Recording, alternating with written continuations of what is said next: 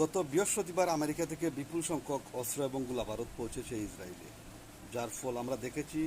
ইরানে ব্যাপকভাবে হামলা বাড়িয়েছে এবং লেবাননেও আক্রমণ করেছে, বিমান হামলা করেছে। এদিকে রিসেপ তাইপ এরদোগানের আমন্ত্রণে তুরস্কতে বসেছে ইসলামিক অর্গানাইজেশনের সম্মেলন, ওআইসির সম্মেলন। ইরানের পররাষ্ট্রমন্ত্রী সেখানে সরাসরি উপস্থিত হয়েছেন। হয়তো বর্তমান পরিস্থিতি নিয়ে সর্বোচ্চ আলোচনা হবে, কিন্তু আমার বিশ্বাস আরবরা কেউ সঙ্গ দিবে না। আরব শাসকরা কেউই ইরানের সরাসরি সঙ্গ দিবে না।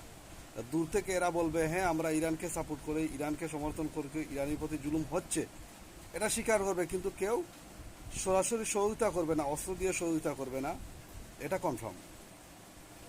এদের মনোবল নেই, এদের বুদ্ধিশুদ্ধি নেই, বিদায় এরা পুরা আরব লীগ ইসরায়েলের সাথে 6 দিন যুদ্ধ করতে পারেনি, সঠিকভাবে আত্মসমর্পণ করেছিল। তো আজকে যেহেতু তুরস্কতে সম্মেলন অনুষ্ঠিত হচ্ছে, সেখানে সর্বোচ্চ পর্যায়ে আলোচনা হবে ইসরায়েলের বিষয়ে। আশা করি ভালো কিছু আসবে।